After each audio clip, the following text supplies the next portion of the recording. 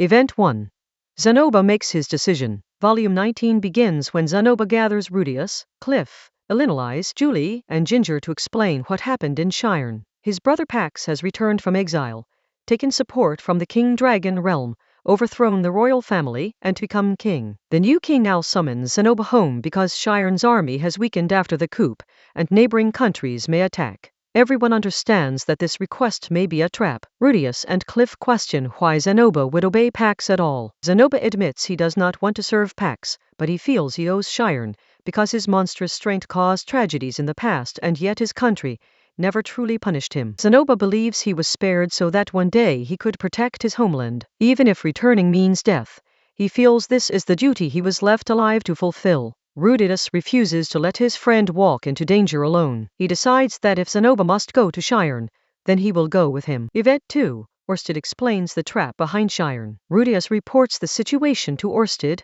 because anything involving Pax and Shirn may be connected to Hitagami. Orsted explains that in his known timeline, Pax would eventually create the Shirn Republic. That future republic would become very important because it would produce people and conditions that interfere with Hitagami's plans. This means Pax is not just a troublesome king. He is a key piece in the future, and losing him could damage Orsted's entire long-term strategy. Orsted warns that Zenoba's summons is probably bait. Hitagami may be trying to kill both Zenoba and Rudius, especially because Zenoba helps create Rudius's magical equipment. Orsted decides to investigate the King Dragon realm for possible apostles, while Rudius heads to Shirn. He also gives Rudius one crucial order: do not kill Pax, even if Pax appears suspicious. Event 3. Bad omens before the journey. When Rudius tells his family that he is leaving for Shirn, baby Lara begins to cry, almost like she is warning them that something is wrong. Roxy notices Lara's reaction and decides to accompany Rudius. As soon as Roxy says she will go, Lara stops crying, making the feeling of destiny even stronger. Rudius prepares both the heavier magic armor Mark I and the more manageable Mark Idib, along with his special cannon. He knows this mission may become a battlefield. Before leaving, the group goes to Perugilus's sky castle to borrow the teleportation circles. Zenoba asks Perugilus for permission to let Roxy enter, even though magic race visitors are normally restricted. Perugilus reluctantly agrees under strict conditions. Meanwhile, Ginger scouts ahead and reports that Pax has several knights from the King Dragon realm, including one of the 7 great powers, Death God Randolph Marion. Event 4. Return to Shirn. The night before departure, Orsted visits Rudius and gives details about Randolph Marion, the Death God. Randolph is ranked 5th among the 7 great powers. Orsted explains his dangerous sword techniques,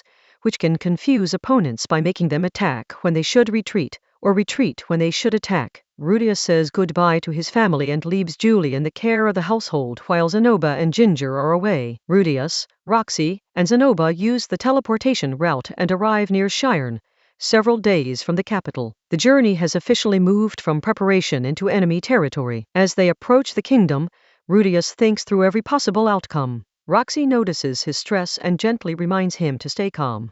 Event 5. Audience with King Pax. Rudius and Zenoba finally meet Pax in the royal palace. Pax questions how they arrived so quickly and wonders aloud whether Rudius has come to kill him. Pax introduces Death God Randolph Marion, who casually describes killing as his job and cooking as his hobby.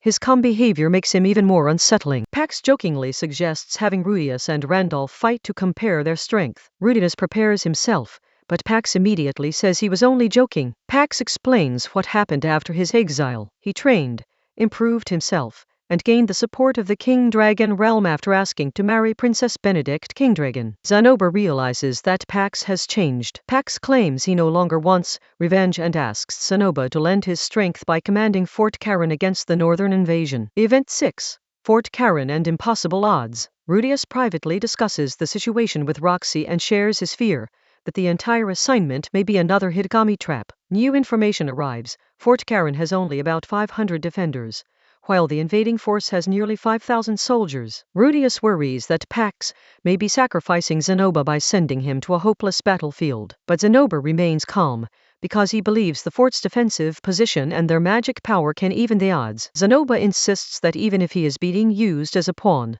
defending Shirn is still his duty. He does not run from the obligation he chose for himself. When they reach Fort Karen, Zanoba takes command but wisely keeps the experienced knight Garrick involved. He then introduces Rudius and Roxy to the troops and raises morale. Event 7. Preparations for war. Rudius begins reshaping the battlefield around Fort Karen with earth magic, creating trenches, traps, and defensive terrain to slow down the enemy army. He assembles his magic armor and prepares for close combat, while also fortifying the castle itself so the defenders can survive the coming attack. Roxy teaches the soldiers how to use magic circles for coordinated fire attacks. Her role as a teacher and battlefield magician becomes very important here. Rudius notices that some soldiers fear him after seeing how easily he changes the landscape. To them, he looks less like a person and more like a walking natural disaster. Before the battle, Rudius confesses to Roxy that he is reluctant to kill people in war. Roxy does not dismiss his feelings, but her adventure experience makes her more mentally prepared for the reality of killing. Event 8.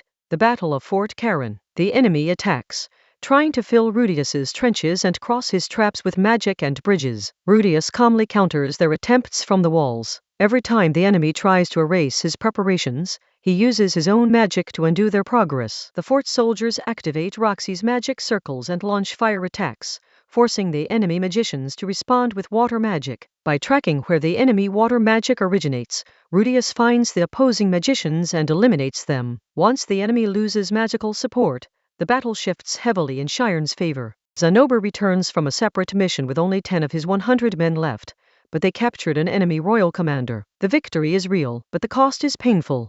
Event 9.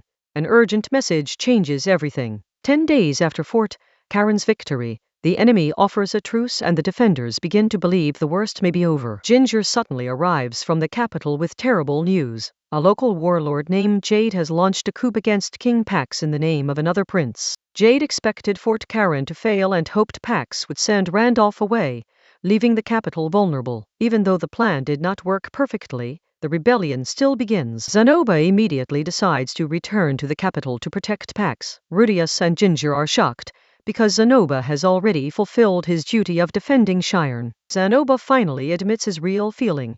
He is not only protecting his country, he wants to protect Pax because Pax is his younger brother. Event 10. To Pax's side, Rudius, Zanoba, and Roxy rush back toward Latakia, the Shirn capital, with Rudius wearing the bulky magic armor Mark I for safety. When they reach the capital, the castle entrance is crowded with soldiers, merchants, and adventurers, so Zanoba suggests entering through a secret underground passage. The tunnel is narrow, forcing Rudius to switch from the powerful Mark I into the smaller Mark Roman II armor so he can continue forward. The passage seems sealed, possibly by an earthquake or by the rebels, so Rudius uses earth magic to dig through and find another route. Eventually, they reach the room where Rudius was once imprisoned years ago, the same place where he first met Zanoba. The empty castle feels like a ghost of their past. Event 11. Randolph blocks the king's door. On the 5th floor, Rudius, Roxy, and Zanoba find Death God Randolph sitting calmly outside Pax's room. Randolph explains that he created a barrier around the castle to protect Pax, and that everyone who is not already dead has fled. Zanoba tries to enter, but Randolph refuses because Pax ordered him to let no one pass. Even Zanoba's monstrous strength cannot force him through. Rudius initially tries to reason with Randolph, because both sides seem to want Pax alive. But when Randolph says he has heard of Hitagami, Rudius assumes the worst and prepares for combat. The misunderstanding turns into a dangerous fight against one of the strongest people in the world, while Rudius is wearing only the weaker Mark Roman II armor. Event 12. Wasted effort and Pax's final choice. Rudius, Roxy, and Zanoba fight Randolph, but the Death God proves extremely difficult to damage. Randolph strikes Roxy badly, and she survives only because of protective magic items. Rudius realizes they cannot safely win and orders a retreat. When Rudius asks what Hitagami told Randolph,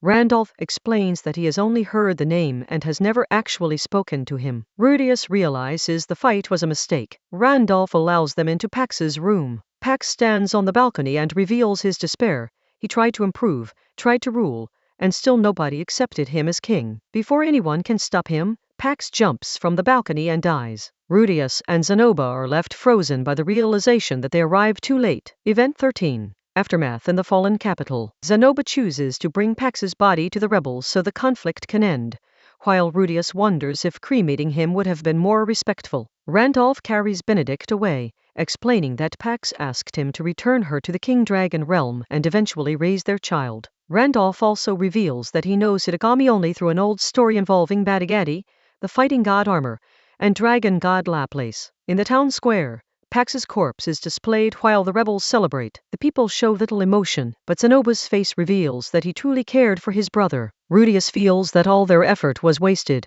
He wonders whether Jade was another apostle, and whether Hitagami successfully pushed Pax into despair without ever appearing directly. Event 14. Roxy faces her guilt, and Zenoba chooses his path. Pax's final words wound Roxy deeply because he remembered her disappointment when he studied magic under her years ago. Roxy admits that she really did sigh when Pax showed her his progress. She had unconsciously compared him to Rudius and failed to encourage him when he needed it most. Rudius comforts her without pretending the harm did not matter. He reminds Roxy that she changed his life for the better and that she can become a better teacher by learning from this pain. Ginger reunites with the group and asks what Zenoba will do now. Zenoba decides to return to Sharia and renounce his position as a royal prince. Ginger still chooses to serve him, not because of his title, but because of her promise and loyalty. Zenoba accepts that she will continue walking beside him. Event 15. Reporting failure to Orsted. On the way back, Zenoba reflects on how his life changed through Rudius, Julie, Ginger, Nanahoshi, and even his late brother Pax. They return through Peruginus's teleportation route, update Nanahoshi and Peruginus, and finally make it back to Sharia. Rudius goes to Orsted expecting to report a failure, because Pax's death has damaged a future Orsted had relied on. Orsted explains that Hitagami likely used the King Dragon Realm's king, and the rebel Jade to corner Pax and destroy the future Shiren Republic. The consequences are enormous. Without Pax's republic, Orsted no longer knows where Laplace will be born, which means one of his most important future plans has collapsed. Event 16. It is all right to be happy. Zenoba suggests that the current loop may not be a complete failure if they gather allies powerful enough to fight Laplace without draining Orsted's mana. Orsted accepts Zenoba as a subordinate. Zenoba now has his own reason to fight Hitagami, revenge for the brother he could not save. Rudius returns home and discovers that Eris has already given birth to their son, Aris. He feels joy at meeting his child and sadness that he missed the birth. Rudius gathers his family and tells them the truth about Hitagami, Orsted, and the larger war they are involved in. Sharing the secret makes him feel lighter, because his family chooses to support him. The volume ends by shifting toward a long-term mission. Rudius will build an anti-Hitagami faction and gather allies for a future war against Laplace, even though that war may happen long after his own lifetime.